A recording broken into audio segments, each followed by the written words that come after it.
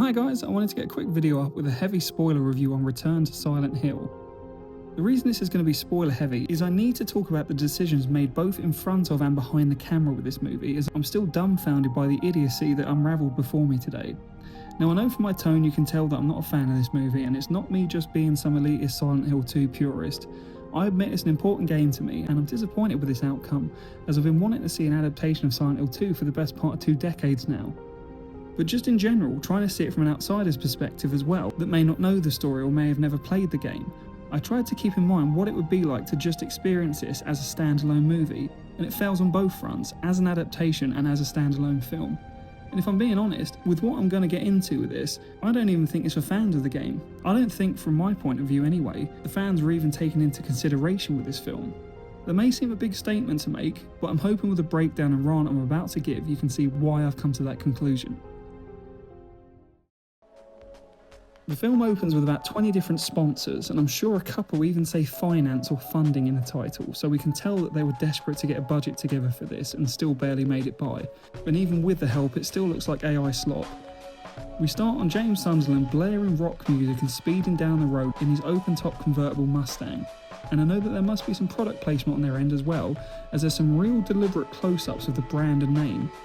He's blasting a cringy hard rock song that's so on the nose, saying something like, "You can't run from your past," or something like that, while he starts lighting up a joint.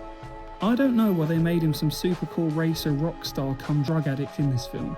Like I've been saying the whole time in my trailer reviews, they seem to be giving him the completely wrong impression of his character here. He then nearly crashes outside the bathroom we know from Silent Hill 2 after a near head-on collision with a lorry. He smashes into Mary's luggage as she was waiting for a coach there to leave town. James gets out to help her, and that's how they meet. She then shows him the town and the Lakeview Hotel, even though there's no evidence of their stay there, only that they had a drink on the rooftop. Also, this movie is set in present day due to certain iPhones and technology or designs of the places and towns itself. I've always thought that the game was supposed to be somewhere around the late 80s to mid 90s, and I know there's a timeline, but let's not even go into that. But this does open up the story to some glaring plot holes later. James then abruptly awakes in a bar drunk out of his head, so he's an alcoholic and a drug addict in this, which makes him seem to have a much darker undertone than he's supposed to come across with. He's getting in bar fights and cursing non-stop until he's thrown out by the bouncers into the trash.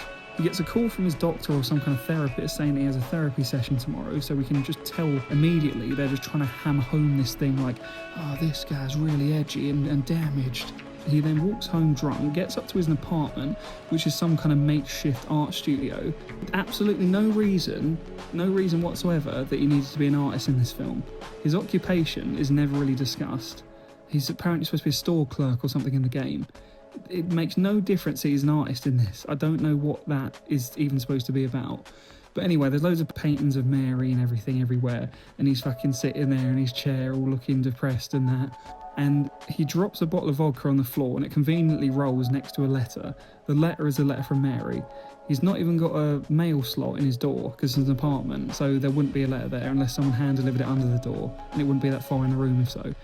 So he picks it up and he opens it, and it's so like, the narration is so kind of like stiff and stale. It's like, "James, so much time has passed, I need you to come back." And it's like, for fuck's sake, it's like, why not just keep the letter as it is? Like, the letter's a really kind of like pulling on your heartstrings moment, especially when it's read at the end of the game. I mean, I don't know why they felt the need to change it or shorten it in any way. So anyway, he's like, "Oh, she must have hand-delivered it." So he goes out running after her, and it says, "Go back to our special place." So he gets in the car, loaded, pissed out of his head, and he's fucking speeding to Silent Hill in the pouring rain, and I'm like, for fuck's sake, they're just trying to like make this so obvious and everything. Like, we can pick up, like, we're intelligent enough to pick up by visual cues when things aren't right, but they're just trying to like really shove it on you.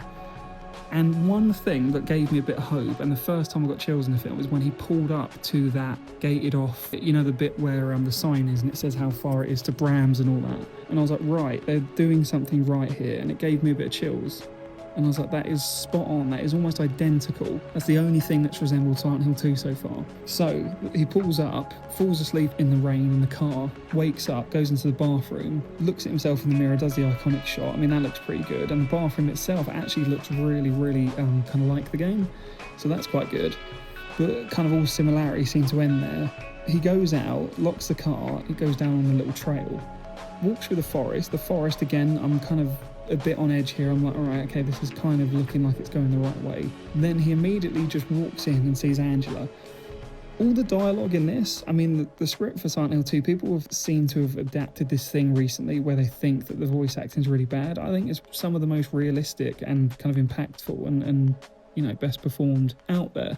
I mean, Konami was super intense about who they picked for the roles. They didn't just hire anyone. They chose, you know, Guy Seehee, Donna Burkle, over, you know, 50 other professional voice actors. That's who they kind of envision these characters were like.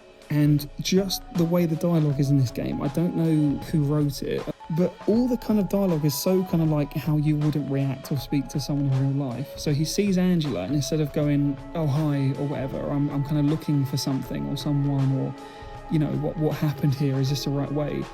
She's like just picking up sandbags. And she looks awful, like the wig's terrible, she looks like some fucking haggard, like dragged through a hedge backwards old hag or whatever. And she's kind of like, and oh that's it, there's ash falling from the sky. So the ash is falling from the sky, and he's like, what happened here?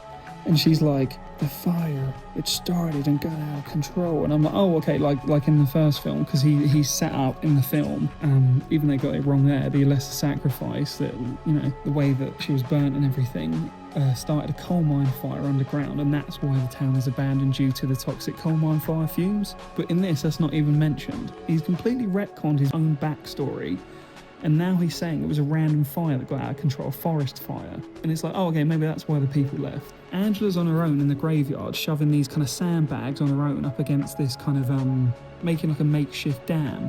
And she's kind of like, oh, it all flooded over and it kind of contaminated the water treatment plant or something. So everyone had to leave because there was no water.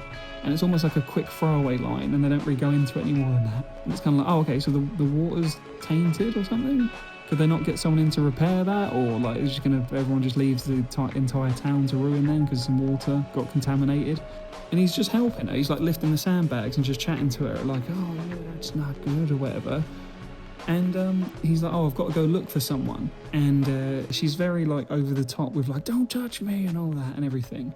And it's like, yeah, I know, we get your character and setup. You don't need to be so over the top with it and everything. And her backstory, I'm assuming you already know the game if you're watching this, but her backstory is that she was abused by her father for many years, and possibly her brother as well. So she's developed this kind of hatred of men and everything, right? But then he's like, oh, I've got to go leave and find her now. And then she just says to him randomly, she goes, if you don't find her, you can always come back and find me. And I actually put my head in my hand at this point. I was like, okay, they're fucking completely missing the mark on all these characters. I don't know why she needed to say that. That was completely pointless. So he just wanders off into town. Everything's all covered in ash and all smoky and everything. And he's kind of looking in the windows like, what happened here? And for the most part, the town does look like it does in the game. But it doesn't really suit it, because we know that it's present day because of all the modern technology and the iPhones and the cars and everything. But the town still looks like it's from the maybe late 80s, kind of mid 90s. He hears some music coming from somewhere and he follows it, and it's a repeating theme in it. There's a song that he keeps hearing, and he follows it to this alleyway. And there's so many bait and switches here of things that like fans were just hoping for, and he completely does a 180. And I don't know if it's just Christopher Gans thinking that he's like really clever, or like, no, this is my film, I'm going to do what I want with it. So you think that he's going to go in the tunnel, he's going to see like the straitjacket or lion figure creature or whatever, and beats to death with a wooden plank. And the music turns out to be coming from this radio, and there's like a bundle under the blanket, and you think, oh, that's going to be the creature. And then it kind of stops all of a sudden. He looks behind him, and then just like a hobo or whatever quickly like jumps like a jump scare and grabs his shoulder. And it's like, quick everyone jump at this person that's not supposed to be in the town. And it's just like essentially this kind of hobo with all these like saws and like rotting teeth and that. And he's like, they're coming, or whatever. And it's like, oh, fuck off. It's like, why is that necessary? We understand what Silent Hill is. We know that the creatures are fucking coming. Why is this poxy cunt fucking talking to us about it? Completely fucking wasting time here. We're probably at least 20 minutes into the film here, and he's just kind of got over the threshold. So the straitjacket or line figures, the ones that spit the acid, basically it comes up towards him spewing it all. It shows the damage it can do because the hobo guy is like melted. So maybe that was just his purpose in the film, to show they can do that. It spits acid at him that's melting the metal rods behind him that he grabbed the steel pipe from, and he still approaches it. You would fucking leg it. There's no way you'd walk up and try and approach it if it just did that. And then it goes under the van, and instead of like just being like, oh, that's dealt with, let me quickly fucking get out of here, he starts ducking, looking under the van for it. And it's like, what are you hoping to do? Why, what's this sudden bravery? You're not there for that. You're there to fucking, unless it's in your way, you're there to find Mary. Okay, so we go from 0 to fucking 100, because all of a sudden there's millions of these things. The sky turns fucking orange, and there's these, you know those like little kind of squeaky wheel sounding bugs that you can stamp on in Silent Hill 2? There is fucking thousands upon thousands upon thousands. There's a swarm of them. It's like those kind of scarab things out of the Mummy, and they've got these like little faces.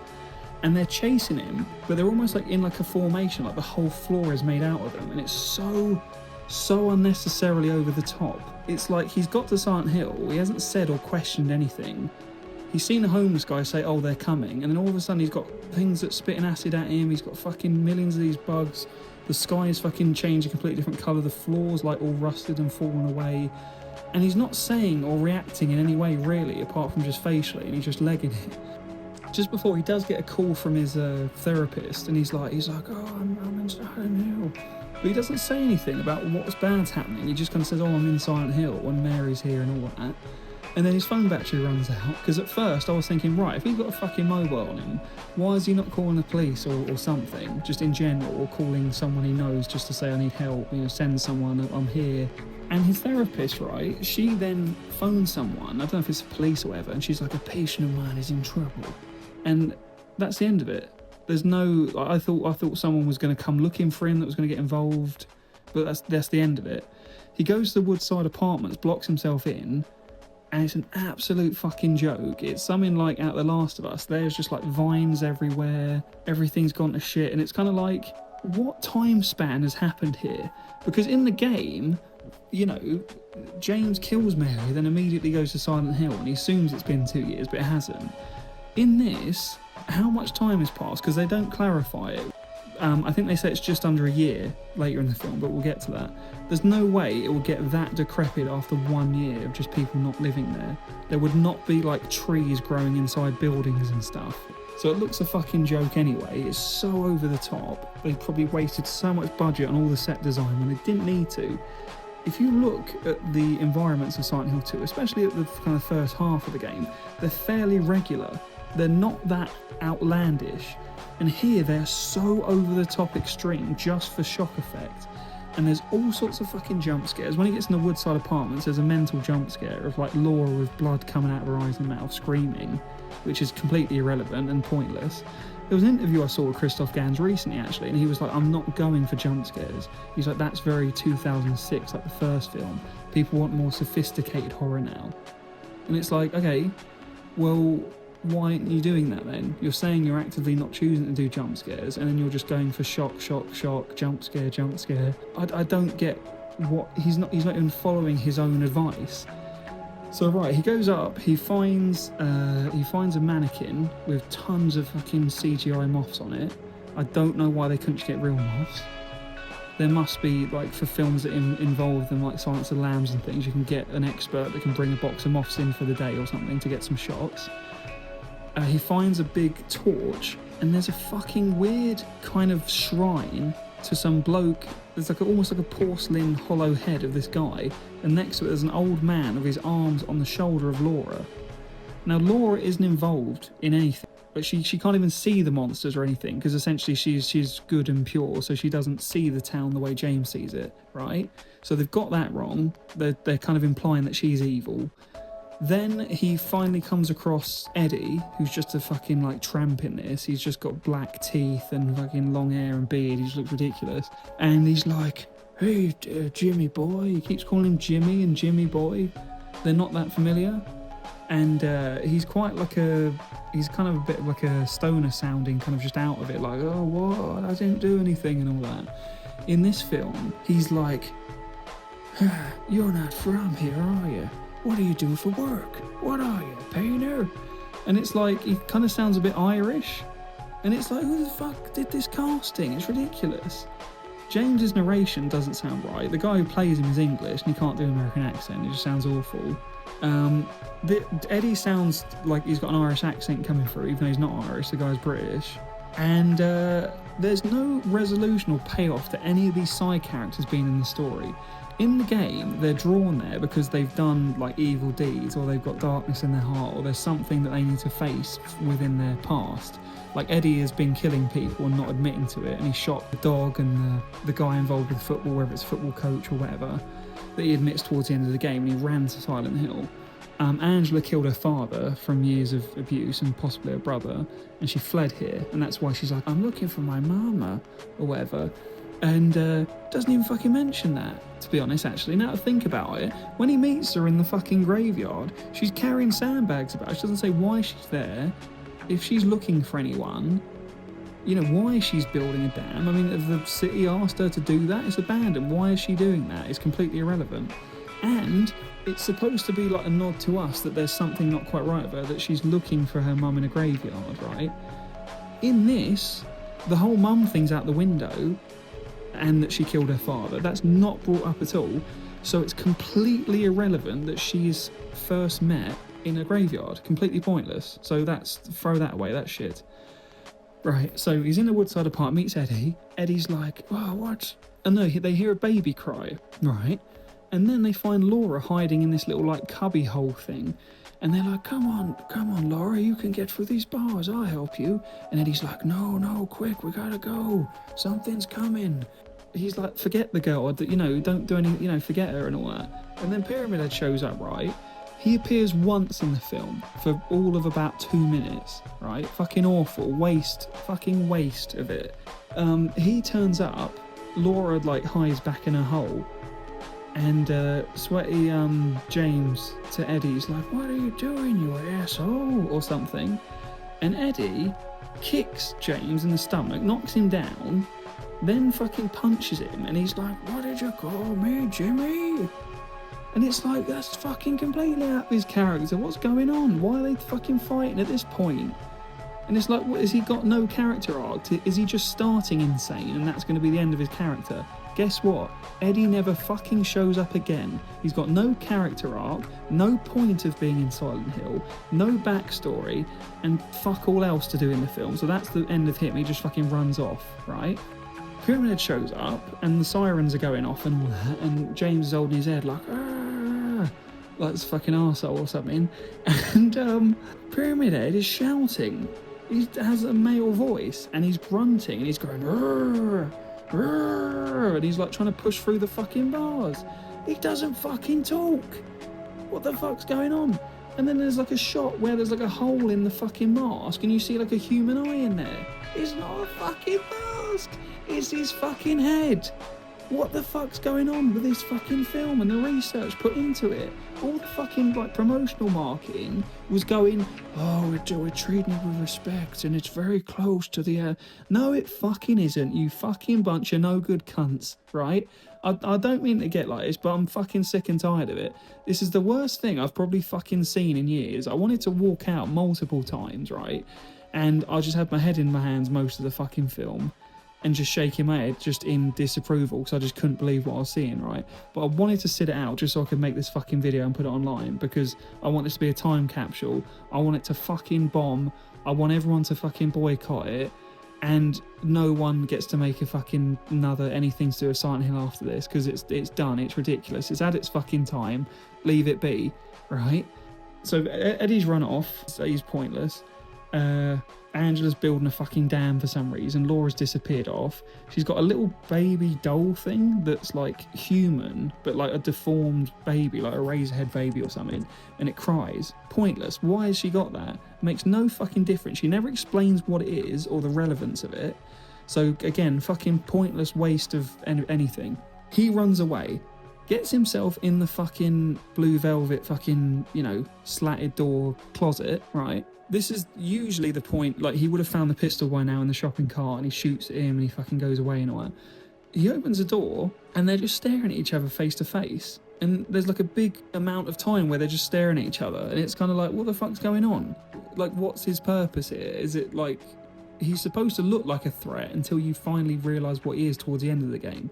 In this, he's just kind of like staring him down. You know, he couldn't wait to fucking break through those bars a minute ago, and now he's got the perfect opportunity to kill him. He's not doing fuck all about it. And then the sirens go, and they both fucking grab their heads, and they go ah, together in unison.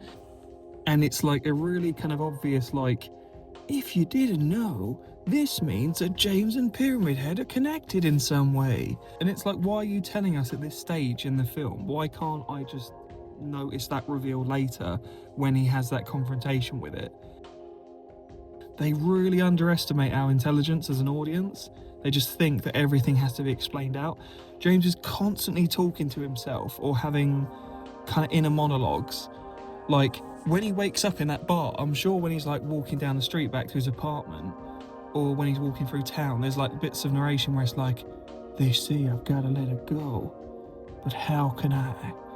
And it's like, we can tell by the way you're acting and drinking and getting in bar fights and that Mary's not in the film anymore, that you've either broken up or she's dead. We get that. You don't have to go, if you didn't know, audience, the reason I'm being like this is because she's dead or we broke up.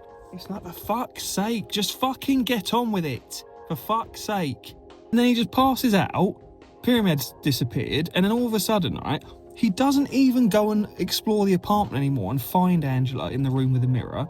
The room he woke up in, where the closet was, she's just in there in front of the mirror now. And it's just really convenient. And you'd be so fucking on edge to spot someone or anything in the room. The second you saw it, you'd jump. You'd go, oh, fuck. Oh, it's just you or whatever. You wouldn't walk out and go, oh my God, I don't know what's happening here. Like, it's just she's expecting you to be there.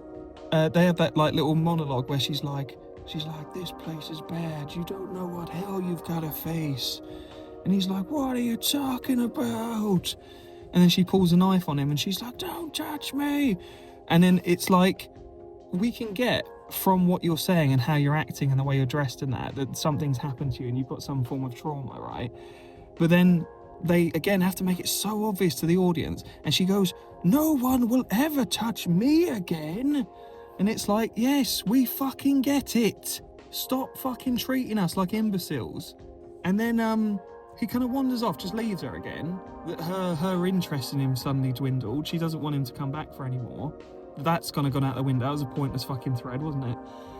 He goes off. He leaves the apartment. He sees Laura on the wall. Again, it's almost shot for shot. The graffiti on the wall, everything. I was like, right, that looks good. That looks like the game. Why aren't you doing fucking nearly shot for shot the entire film? The fans will appreciate it. The general audience won't fucking care because they'll just appreciate the artistry of it if they haven't played the game because it's set up and framed in a certain way which is really good anyway. So why feel the need to change it? Make it exactly like it is. The fans will be pleased and the audience will be pleased because they've got no point of reference to compare to anyway, right? They're not going to go, oh, I don't like that, it's too like the game. That's what we fucking want. And anyway, this pissed me off. I put my hands up at this point, I think. And he goes, how'd you get up on that wall? And it's like, why are you asking her that? And then she goes, there was a monster crawling on the ground. I had to get up here. She's not supposed to be able to fucking see the monsters. It's like, is Christoph Gans got any fucking, like, context of, like, these characters and, like, what they can experience or not experience or what their purpose is in the story? He's got a game to fucking research and work off and a team at Konami to speak to, even though they probably, the original team, apart from Kiriyamaoka, doesn't fucking get it anyway, to speak to. And he's getting it wrong every fucking step of the way. She doesn't see it, and it's clear, right? And she's like, there was a monster crawling on the ground. Oh, fuck right off, you little shit. And then she's like, you didn't love Mary or something. And he's like, what? How do you know Mary? And I'm like, right, let's get back into how the fucking game dialogue goes, shall we? And then he just goes on a side tangent and he goes, what's that doll? That's not fucking important. And then she goes, and she hides it behind her back, and he's like, show it to me now. And she's like, why? And then she like runs off. And it's like, what the fuck does he give a shit about the fucking doll for? Find out about Mary, for fuck's sake. That's what we're here for. And then, oh, I forgot to say, sorry, before he ran off, he went in Heaven's Night, and it's abandoned, right? Heaven's Night, pointless to be in this, apart from a nod to the audience in some way. It's not taken any further, because Maria is nothing to do with it. It's not a strip club, it's a nightclub. And he keeps going in places and having flashbacks of like, wow, this is where we went once. Like Woodside Apartments, they lived in Woodside Apartments. That's not in the game. They didn't live there. They vacationed there. They had a drink with all her friends when he first met them in Heaven's Night. And there's a really weird fucking scene that's wasting so much time where they're all chatting and they're all different. There's like a pair of twins talking in unison. There's some kind of like black guy with glasses, some kind of like middle-aged blonde woman with like spiky hair, and they've tried to make them like all slightly kind of different and diverse and stuff, and they're all talking really cryptically like, you will find your place here in Silent Hill, to James. And I was like, all right, what are they doing with this? Why do we need to know about Mary's friends? Don't even fucking get me started, right? I'm gonna get there, right? But there's a subplot they add in this that's complete fucking waste of time. So he goes out to the apartment and chases Laura. She runs off into the maze, right? Now, Laura is real. Maria's not real. Maria is a manifestation made by the town's spiritual power to tempt James, right?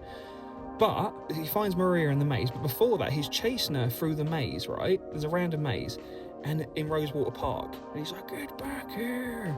So the Rosewater Park exploration isn't even on James's own terms. He chased her into it by accident. He doesn't even give a fuck about Rosewater Park, right? He has no memory. He's not like, is this where she is? So he's just chasing her, and she runs around a corner, and he chases her, and immediately there's a brick wall. And it's like, where did she go? And it's like, fuck off if you're trying to tell me that Laura isn't real now. You fucking no good cunt. Laura is fucking real, and we know she is, right? So she disappears like a fucking ghost, and then Maria shows up randomly, and she's like, you looking for your girlfriend and all that? And they don't even go into the fact, really, that she looks like Mary. Like, James doesn't even acknowledge it, really. And they talk, and he's like, I've got to go to the hospital. Mary's maybe there, because she's not well, because everyone got sick here, didn't they? And she's like, how long has she been here? And he's like, I don't remember. And then she's like, the hospital's abandoned, there's no one there. But they go there anyway, and there's no kind of like resistance in terms of he doesn't want her with him. At first, he's in the game, he's so drawn on just finding Mary, he doesn't give a fuck about Maria, right? He just wants to find Mary. So he goes to leave, and she's like, you're just gonna leave me here? In this, there's no discussion between them. She's just coming with him, right? And there's just loads of like little throwaway lines, like, he's like, why are you helping me? She's like, well, you're the first normal person I've seen. All right, great, yeah, fantastic. Right, and there's no Pete's Bowler armour. We don't see Eddie again. There's no fucking why you eating pizza line. There's no fan service in this whatsoever. Like, people would have fucking loved to see that. And they're just like, just fucking cut it out, fuck it. So they don't go Heaven's Night. There's no fucking tie-in with that. They essentially just go straight to the fucking hospital, on James's word, just to look for Mary, even though they know it's fucking abandoned. And they walk in, and they're looking through patient notes. And when the story is quiet, they're exploring and they're solving things. Again, not a single puzzle is solved in this game. There's no crypticness, there's no like finding objects, there's nothing. He just walks from one place to another, and everything neatly kind of ties into each other for the sake of budget and time, I guess. And so there's nothing getting your mind working in this film at all. It's all just so straightforward. And they're in the hospital, right? They're looking at all the patient records. He hasn't said her name or who she is or anything. And all it is Maria just conveniently walks into the next room, right? And they say there's no lights, there's no water, there's nothing. All the power's gone. But then she conveniently walks into the next room. She's like, I need to stretch my legs. Walks into the next room, and he hears a tape recorder playing, and it's like, patient was brought in with nasal bleeding, hemorrhaging, all this stuff. And James is looking all like, that sounds familiar. And he walks in, and it wouldn't do this, and the doctor goes, repeat your name, please. And she goes, Mary Crane. And then they're like, shit, that was Mary. And it's like, how fucking convenient. In the next room, there was a tape recorder with about 10 tapes unlabeled laid out on the table. And the one in the tape player, rewound to the exact spot, was the one she hit play on. And it was exactly to do with Mary. How fucking convenient. And then she's like, Mary Crane? You knew about her, right? And it's like, what? What did we know about her? And then what it is that fucking, she's got some subplot where her dad was some like big fucking cult leader. And that's why all her friends are so protective of her and so strange and all that. And I know exactly what it fucking is. I know exactly what it is. Christoph Gans thinks that he's being he's making like an A24 film, and he's watched Hereditary, and he thinks, oh, I'm going to introduce this like subplot of like a weird cult and everything. It's so fucking stupid because James never really even questions it. There's like a flashback where he goes home and they're all sitting round her and she's on the floor with her eyes closed, like meditating, and they're going, you are doing good, you are good, and all that. And it's like something out like Rosemary's Baby, where all like the people in the apartment are in on it, and they're all kind of like, they're acting like neighbours, but they're all very like mysterious. When James walks, he doesn't really say anything. He's like, hello, what's this? And then they all leave, and he's just kind of like, I'm like, please fucking question that, don't be a fucking idiot and don't say anything. And he's like, who the fuck was that, and everything. And I'm like, right, the first fucking sensible thing he's done or said. And then she just kind of like hushes him up, and she's like, don't worry, it's all okay. And then she like gives him a kiss, and then the scene ends. It's like, why isn't that fucking explored more? But they get to it later. Essentially, Mary's dad, Jonathan Crane, or whatever his fucking name was, he was like this big ritualistic cult leader in the town. And it's not even the same cult. Not even the same cult from the first film. The cult aren't mentioned in the second game, right? It's supposed to be like just the spiritual power of the town is tainted by the cult's actions in the first game. So that's why it manifests people's inner psyches and stuff. They're not actually active or kind of like visually represented that they're active in that time or whatever in that game. But he's like, I've got to throw a cult subplot into this, and it wastes so much fucking time. It doesn't even go anywhere. I was watching it and I was thinking, right, there'll be some weird reveal that like Mary's got some dark secret or something. And there is a point, I'll just get out of the way now, there is a point in the film where he follows her and they go down this alley, and there's a thing that says like spiritualist, and there's a fence all taped off, and he goes behind it and there's like a alleyway, and there's some trash cans, and essentially underneath it there's like a steaming grid. He opens it up and it's got like all cult ritualistic symbols on it, and there's a stairway going down into this basement, and he goes down there and there's like tons and tons and like, I don't know, probably like 100 people all kind of waving their hands chanting, and they're all in robes and stuff, and they've kind of got Mary on an altar, and I'm like, what, are they going to kill her? Like, what are they doing? What's this about? And they're like giving her this little bottle of drink. I don't know what it is. It's like a tiny little kind of like elixir of some kind. And they start passing her over like they're all carrying her like a crowd surf. And they're like, it was ruining my body. They deformed me. And she's like bleeding from all her like orifices and stuff. And they all start kind of like wiping the blood on their hands and then like wiping it on themselves and like licking their fingers and stuff. And I'm like, okay, well, what's that got to do with anything? Like, are they sacrificing her? Is there some kind of like demon or entity or something that they're doing this for? Like, does this make the town have this spiritual power? Like, what? I don't get where you're going with this. I know how it's explained in the story, in the game, but I don't know where you're going with it.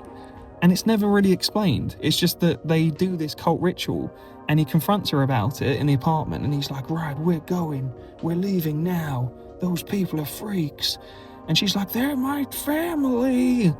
And he's like, well, how long's this been going on? And she's like, since I was a little girl. And it's like, yeah, but what actually is happening? Like, why are they doing that? It's never explained. Why are they doing that to you since you're a little girl? What does that do for them? And then he's like, right, that's it, I'm going. And that's their breakup. Why couldn't he have just fucking left? Or just the same subplot that she was ill. And then it's not explained that he left. It's understood that she's already dead. Start the story that he's looking for her after she's died, because that's more mysterious than they've just broken up. And then he goes, he just leaves, and that's their like end of their relationship and why he started drinking and all that. So there is a thing that she's ill, but it's not just due to a random illness. It's this cult have brought this illness onto her somehow. So that's out the way now, and he's in the hospital with Maria now, and there's like a room full of nurses, right? They run in. It's an abandoned fucking freaky hospital in pitch black with loads of nurses standing there with knives. They all start doing their shitty fucking like twitching with the knives and that, right? And they waste so much time just standing there, just so like we can, as the audience, can see it. You would fucking run a mile the second you saw that, even if they didn't move. You'd be like, what the fuck, let's get out of here. But they stand there and they're all twitching, coming towards them. They're coming from behind, they're coming from the sides. And after about 10 minutes, he's like, quick, let's run. And they run, finally, and they start running towards the elevator. And I'm like, Pyramid's going to come. He's going to cut all these nurses down. He's going to stab Maria. But no, they both get in the elevator, and he's slamming the button like, come on, come on, come on. And they're getting closer and closer. And he's like, I'm going to have to take him out. And he goes out there. This is the first like interaction in terms of fighting he's had the whole film. And he's got his little steel pipe. Oh, no, it's not. It's a handle from a wheelchair. And he starts hitting them and their heads are exploding like porcelain. They just explode. And he's fucking killing loads of them. And he's like, bang, bang, dead, dead, bang, bang, dead. And I guess it's supposed to be trying to give us some kind of action, I guess. And while he's doing that, one gets behind him in the elevator, stabs Maria, right? She falls to the ground. He finally gets in, the elevator door shut. He does not ask her what happened, if she's okay, or be shocked in any way. He just kind of crouches down and goes, let me see. And it's like, what, why not go, oh shit, are you alright? What happened? Fuck, I'm so sorry, are you okay? Like, what? And he's just kind of like, show me. And she shows him the cut, and he's like, we'll get that sorted out, or something. And it's really just non-realistic dialogue, or no panic or nothing. They start going down the elevator. He gets the door open, it gets wedged on a thing. He takes her to like a side room where in the game she just wants to sleep because she's like, oh, I've got a headache or whatever. And she disappears. In this, he gets like some ripped up tissue paper and puts it over a cut, and apparently that solved it. You know, so it's a major stab wound, but just some tissue over it, that sorted it. And she doesn't know him from Adam, right? And she goes, James, if you don't find her, let's leave together. Promise me. It's supposed to be like, if you're a fan of the game, you know that's one of the endings. But as someone watching it doesn't know the game, they'll be like, why? Why is he interested in this person all of a sudden? Why does she want to leave with him? She's just got stabbed on his watch. And she's like, let's leave together. And in the game, she's supposed to die repeatedly. And the reason she looks like Mary is because it's supposed to somehow be reminding something in him. Like, oh, Mary did die. Mary died. Remember, James? And like in terms of like in a bad way, like murdered. And he's supposed to see her die over and over in different ways as part of his punishment. But she doesn't really die in this. She just kind of gets stabbed. He puts her on the gurney. She's like, oh, let's leave together. He goes off. All right, this is about midway through the film now. He has a flashback where he wakes up in hospital and they're like, are you okay? And he's like, where's Mary? Where is she? And they're like, James, you know she's dead. And I'm like, what the fuck? What? Don't fucking reveal it like that, you fucking idiots. What are you doing? And the therapist he's been talking to on the phone comes in and goes, James, you know she died months ago. And there's no fucking emotional music. There's no crying. There's no what, I don't understand. There's no him like thrashing about in the bed or anything or showing any form of emotion. It's just like, you know she's dead. She's been dead months now. Come on, James, we've been over this. And it's like, what in the fucking name of Christ Almighty are you fucking doing? You bunch of fucking useless pricks, right? Why show that her death wasn't at the hand of James midway through the film by some fucking side character we've seen about 20 seconds of, revealing it to us as the audience, not the actual act itself? That is the biggest fucking ruin of a major plot point or a twist in the game I've ever fucking seen. I wanted to leave at that point. I think everyone in the audience was like shaking their heads and kind of mumbling to themselves and like, oh, for fuck's sake. And then it's kind of like, oh, right, we know she's dead now. Did she die from her illness? You know, that never was really explained. Like, and then there's like about a whole 10-minute sequence of him just sat in hospital and the doctors are all chatting about him going, he's got really bad post-traumatic stress. I've treated vets before and they're nothing as bad as him. He just won't accept she's dead. Why not save that for the ending and have a more emotional reveal?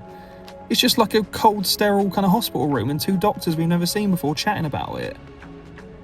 It's such a fucking weird decision, right? That's one of the biggest problems with it. And then it cuts back to the hospital, current, like, where he is with Maria, and she comes back. And she goes, "You didn't find her, did you? Let's leave them together." And he's like, "Well, no." And she's like, "You promised." And I'm like, "No, he fucking didn't. You said promise, and he just walked away. He never fucking promised you anything." And then he gets in the elevator, right? The elevator's working all of a sudden for some reason now. They've forgotten all about Laura. Laura's not even part of it anymore. And and he goes, "You can't stop me." And he kind of puts on this weird, like, evil kind of act all of a sudden. And he walks in the elevator and she's trying to stop him. And she's going, "No, James, don't." And it's like, what do you mean, no, don't? You don't know about him. You don't know anything about the situation. You, a minute ago, didn't even know it was Mary Crane. And all of a sudden, you're acting like you know what's ahead for him and you know about this town and that. Marie doesn't know fuck all. And then she's going, "Don't, James, don't do it." And they get in the elevator together. He goes down and it's fucking zooming down 100 miles an hour. You would be screaming, panicked, you're both about to die.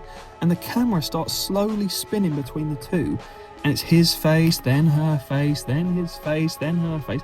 And it gets faster and faster and faster. And it's almost like a fairground attraction ride or like a really cheap effect.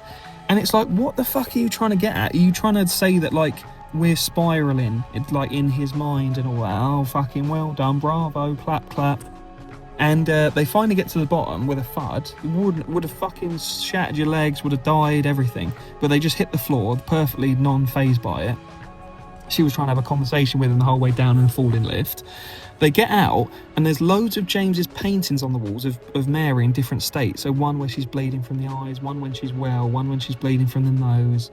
And it's kind of like, "These are my paintings of her," or whatever. And she's following him, and it's kind of like the labyrinth again, like at the end of the game, but it's in the middle of the film in the hospital for some reason now. And she's going, "Don't, James, don't." And it's like, don't what? He's fucking walking past paintings. You don't know what's in store for him, you stupid cunt. And then he goes, "Huh, you're just in my way," to Maria, right? And then he kind of does like this evil grin. Then Pyramid Head fucking shows up and fucking stabs her in the worst fucking CGI, like, Photoshop AI free trial effect ever. She is fucking, like, skewered on his great knife, or whatever it's called. Great knife. And he's, like, smiling. And it's almost like he's now saying that he can control Pyramid Head. It's not something that's in his psyche trying to remind him of what he's done. He can summon it whenever he wants, apparently, in this film. And he summons it to kill Maria. Why? He's like, "You're in my way."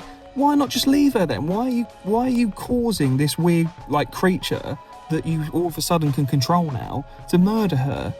And then he just stabbed, and then I can't remember, he just must walk off or something. And then he runs into Laura again in the hospital straight after.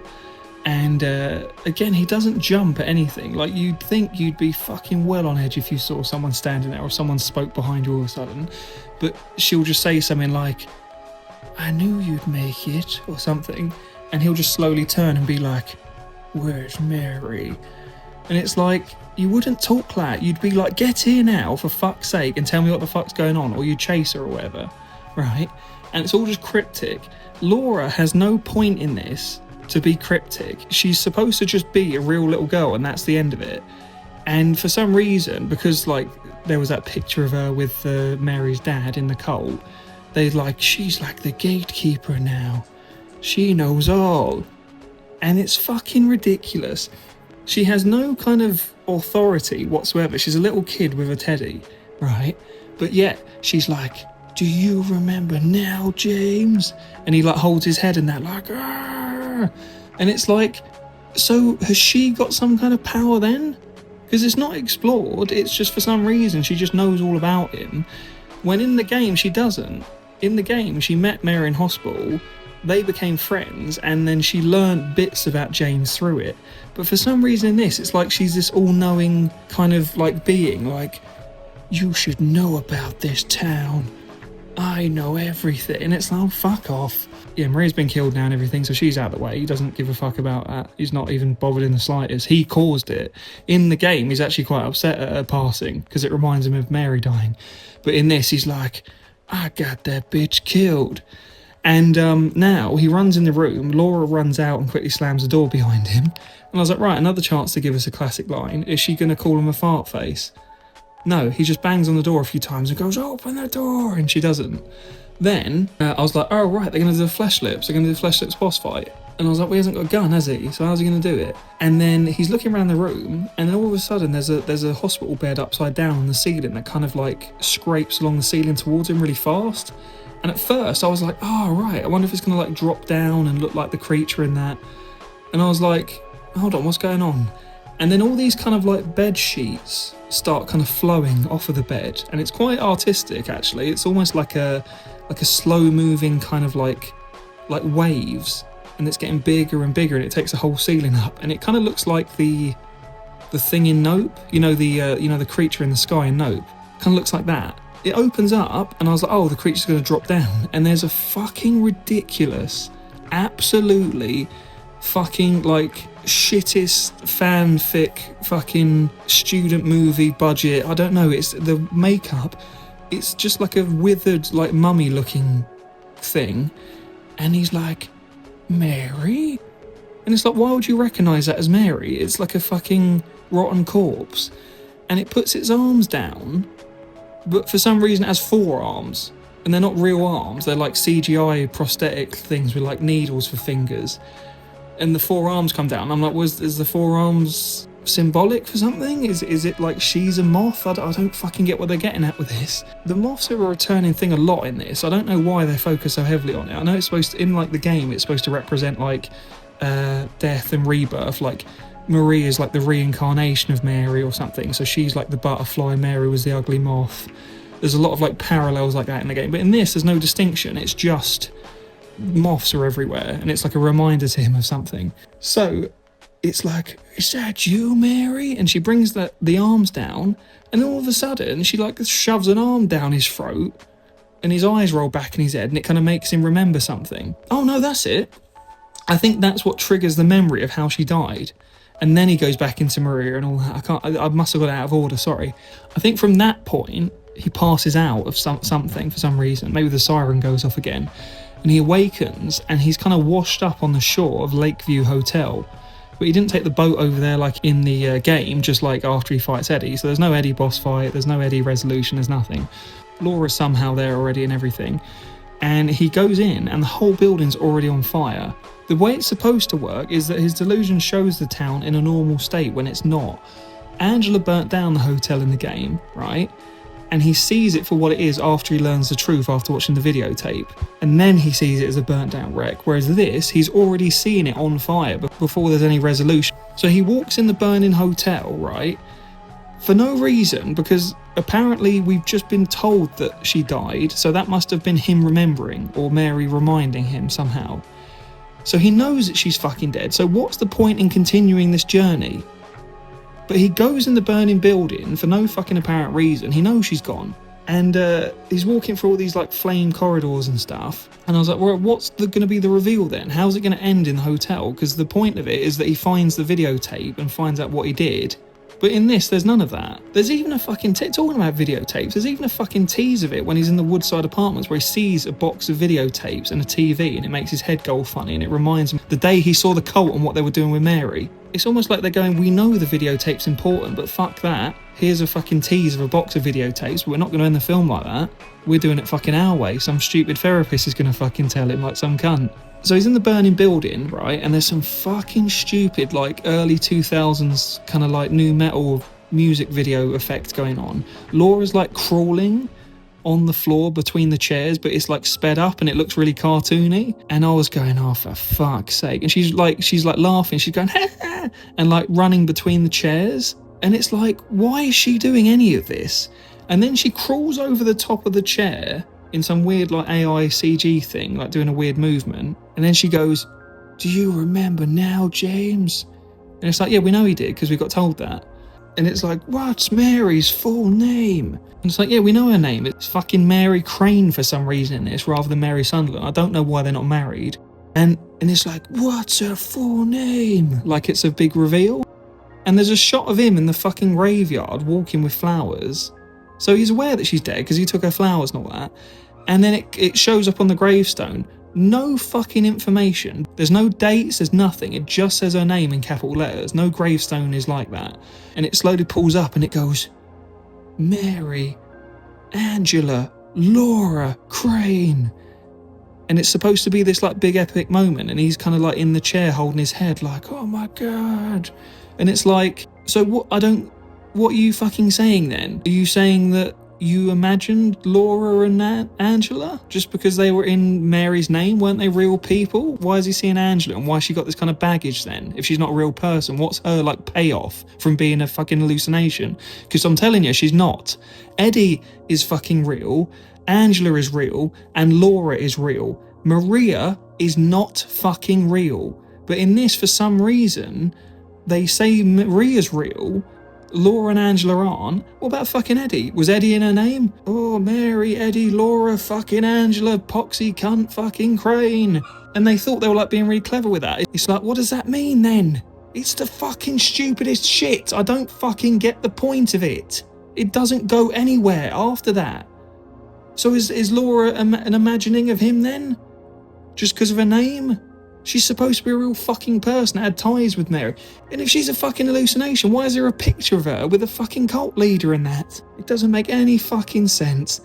And then he sees Mary pointing to a burning staircase, and I'm like, oh, he's going to have that scene with Angela. And they keep fucking teasing bits from the game that aren't in it. And he walks down the corridor, no fucking Angela, and he sees a room, and it says something like 318 or something. It's like, oh, is that the room from the hotel? He goes in and there's a doll's house, and I'm like, this isn't a fucking hotel room surely. And Angela's on the bed in the corner and she's like, tell him I'll be good.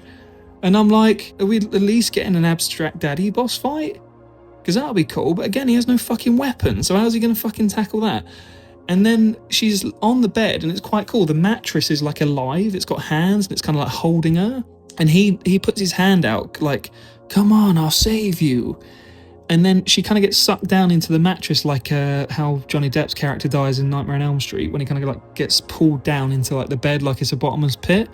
And he falls through it and he kind of lands face down in this weird like fleshy kind of room, right? And it's just like in the game. And it's got the little pulsating things coming in out of the holes, and it's almost like it's like a fleshy kind of gooey like room. And it's like, oh, so they are using and pulling assets from the game, like they are copying it to some degree. And then we see the abstract daddy, and it is actually quite an impressive figure. It's almost like it's supposed to represent two figures on a bed anyway, with legs, but it's quite over the top. It's got like these plasticine faces, like an evil face, and then Angela, and Angela's like bald for some reason and that, and she's like bent over backwards looking at him like crying, and he just goes up to her, and I'm like, is he gonna fight her? And then he just kind of holds her hands and he looks down and he goes, I'm sorry. And then she screams and the whole fucking abstract daddy explodes. And Angela's gone. And it's like, oh, did she just need someone to say I'm sorry for you? Like, surely at this point, going for adult life, someone would have said that at some point. And it's like, why is he sorry? He doesn't give a fuck. He's not there to save her in any capacity. And he's just like, I'm sorry. And then she disappears. And it's like, oh, okay, well, that's a quick fucking way to wrap things up. That was pointless. So Eddie's fucked off. Angela's disappeared because he said, I'm sorry. Laura's apparently a figment of his imagination. And there's no staircase scene. There's no Eddie boss fight. There's no rowing to the lake. There's no Pete's bowler armor. There's no real, like, kind of Heaven's Night bit. There's no real fucking anything, really. And it's like, well, how's it going to wrap up then? And all it is he gets to the rooftop finally, and there's a bed, and it's playing that same kind of classical piece of music that he keeps hearing throughout the film. And he goes over to it, and all the floor starts to kind of crumble, like the whole building's burning down at this point now, and the bed starts levitating. And I'm like, oh, are we going to get a Maria boss fight here? Because in the game, 3 times out of 4, I think it is, it's Maria that's the final boss. It's not Mary, because the memory of Mary is positive. It's not. I think one time it's Mary, but not the rest. And then for some reason, it starts floating up, and I'm like, oh, is it going to transform and that? There was no conversation between them first. There's no, like, context for anyone that hasn't played the game why this is happening. There was no speech first, like, I don't need you anymore. Oh, that's the point.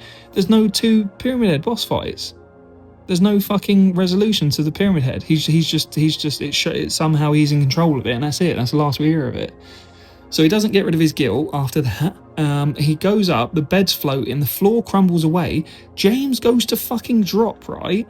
And she saves him. She catches him in midair like he's flying, like he's got the fucking force or something.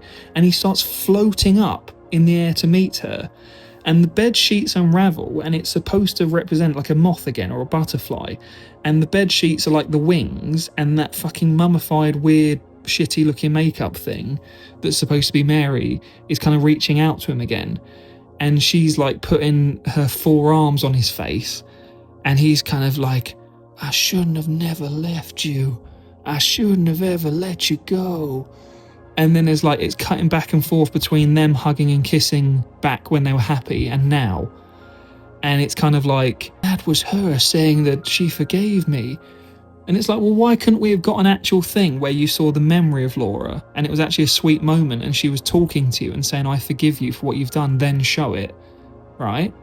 So I'm like, okay, so he still did something then.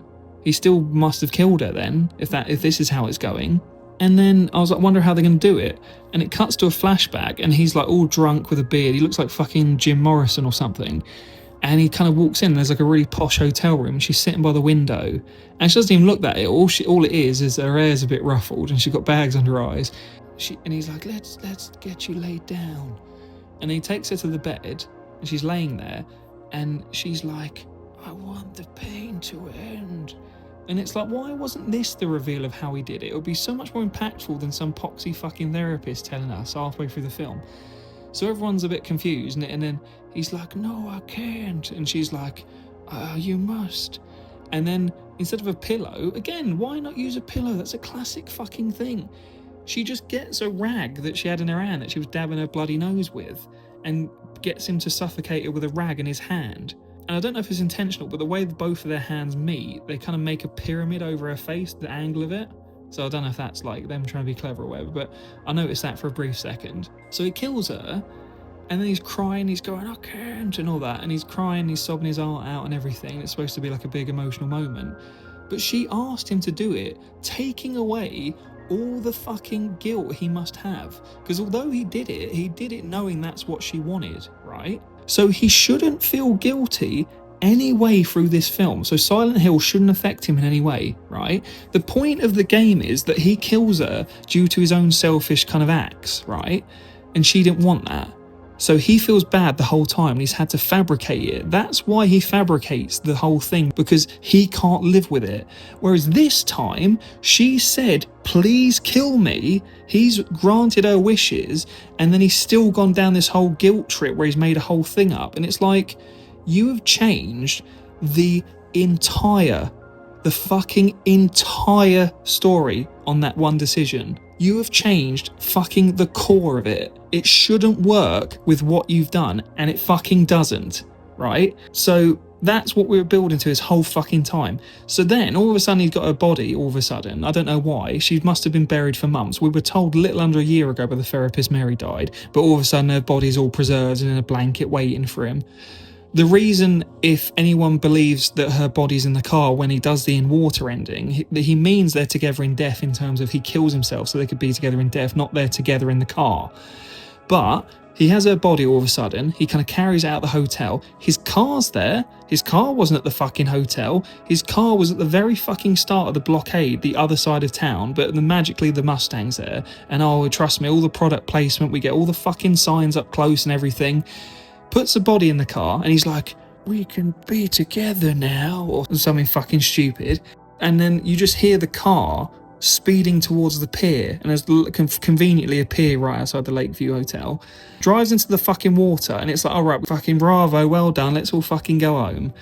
And they go to the bottom of the water. It's the fucking shallowest lake I've ever seen in my life. He could get out and swim to the top in one stroke if he wanted to. And there's no budget spent on trying to make it seem like the car's actually underwater. There's no bubbles, there's fucking nothing. The camera is complete HD quality and he's just holding her hand. And all they've done is just make his hair in the reflection of the mirror a bit wavy. And all this time he's fucking dying and killing himself and sacrificing himself. Just below the rearview mirror we're looking at him in is the fucking picture of a horse, the Mustang logo for the car. And it's like, this is a really emotional scene, but don't forget to buy a Mustang. And then there's some fucking weird like voiceover that comes in and it goes, Mr. Sunderland, are you there? Mr. Sunderland. And then it's like almost paramedics are waking him up and it's like, oh, did he get brought back to life then? And he has an envisionment of a fucking truck coming at him. And I thought, fuck off. Fuck right off if they've completely got the fucking time loop theory from the remake and gone with it. Because that is fucking bollocks. There is no time loop. It's a load of fucking shit. It was never once even hinted at in the original. Konami have never fucking spoken on it. Team Silent have never confirmed it, right? But for some reason, the Easter egg to us as players in the game, when you find all those pictures, it makes out a thing that says you've been here 2 decades. It means us. It means us as the players have been playing for 20 years in Silent Hill. You fucking bunch of cunts. And then Christoph Gans has seen a fucking video essay on YouTube about it and gone, oh, I will put that in the film. And it's like, you fucking useless, talentless hack. You fucking stupid, no good poxy cunt. Fuck off. Who's given you the authority to make this? And then basically what it is, there's a fucking truck coming at him underwater and it snaps back to the point where he nearly had a head-on crash at the start of the film and he crashes into Mary's luggage outside the bathroom. She comes running out like, oh my God, I was gonna catch the bus. And he gets out and he smiles like he remembers everything, which isn't supposed to be the case. If the time loop theory is right, he's supposed to keep repeating it. But he doesn't. He almost remembers everything he just went through and he still goes up to her like, huh, Mary. And she's like, how did you know my name? And he kind of looks around. He's like, it was on your luggage. And it's like, right, so he remembers everything he just went through and he's choosing to do this again. That shouldn't be the case. And then the fucking stupidest ending, she gets in the car with him. He's like, I'll give you a ride. And she's like, what's your name? He's like, James. I'm Mary. They get in the car together. He turns the fucking stereo up of the car and it's playing the theme of Laura and it's going dum dum chum dum dum dum chum dum dum dum.